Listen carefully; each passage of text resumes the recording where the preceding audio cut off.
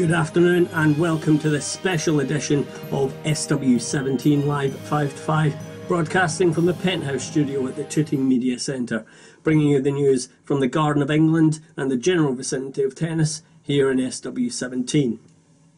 Now, the big news this week, Scotland has rejected independence and voted to remain in the United Kingdom by a margin of 55% to 45%. The Nationalist plans to use crude oil as a currency just didn't wash with the Scottish people, who were concerned with higher dry cleaning costs and an import tax on fairy liquid. As you may have been watching here on SW17, we had all-night live coverage of the referendum results as they came in.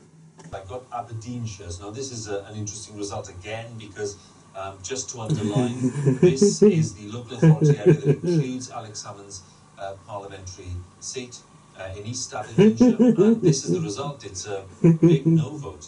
60%. We're live, ladies and gentlemen. The news that Alex Salmond and the Yes camp have lost Aberdeenshire, which is where Alex Salmond's constituency at is. 5 to 6 Stay in the with us. morning, We're here all night.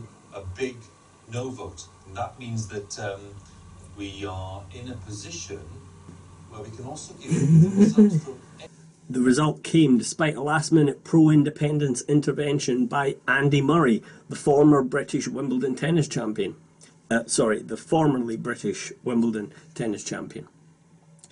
Turnout was so high it was almost as if the future of the country was at stake, and it had been a campaign which galvanised the Scottish public, as Yes supporters chose to adorn their homes with flags and banners of support for independence. Meanwhile, no campaigners bizarrely chose to adorn their homes with broken windows and spray-painted messages saying traitor. The pro-union Better Together campaign had a last-minute surge after an incredibly statesmanlike speech by former Labour Prime Minister Gordon Brown. Yes supporters were confused, as they had no idea who Gordon Brown was, given that Scotland has been run by the Tories in Westminster for the past 300 years.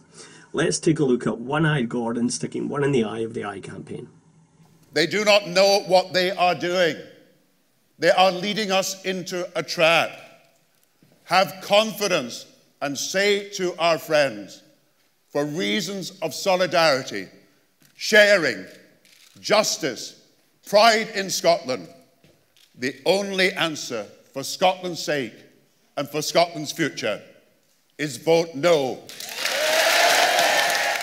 Now, as you will recall from past shows in this series, we have been staunchly pro-unionist here on SW17 Live at 5 to 5.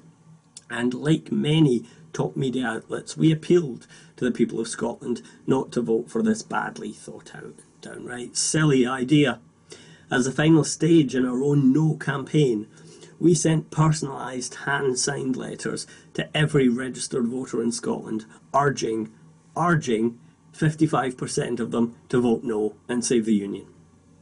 Alex Salmond, demotivated and depressed by the fact that only 45% of the Scottish public believed his fairy tale nonsense, announced on Friday he was to stand down and begin a new career selling magic beans to the Arabs.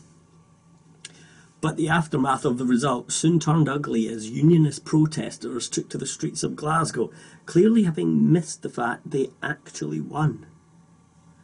Meanwhile, disappointed independent supporters consoled themselves by inventing stories of electoral fraud on social media or by contemplating what might have been. This chart, created by one Yes voter, shows how the result could have turned out if every No voter had instead voted Yes.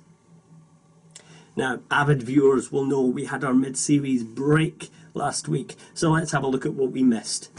You will be unable to escape the news that the Duchess of Cambridge, Pippa's sister, is once again pregnant, although she has had to cancel many of her appointments as she has been suffering from hyperemesis gravidarum. Like many of you, I suspect, we didn't know what that was either, so we went straight to the source of all things Harry Potter and asked J.K. Rowling. I honestly don't know. Yeah, according to Wikipedia, it's some kind of spell that causes sickness during pregnancy. In other news, Oscar Pistorius has been found not guilty of murder. Not guilty of murder. But he has been found guilty of killing to death his girlfriend Reva Steenkamp. The judge is yet to sentence Pistorius, but he is expected to be sent down hard after she loosened the screws on his prosthetic legs. Now that's all we have time for today, ladies and gentlemen. You have the news. Scotland is in, Salmond is out, Kate is up, the Duff, and Pistorius is going down. And we leave you tonight with this simple message of hope. We urge all of you up in Scotland to accept the result, however you voted, and work together to ensure the continued success and prosperity of our collective united nation. Thanks.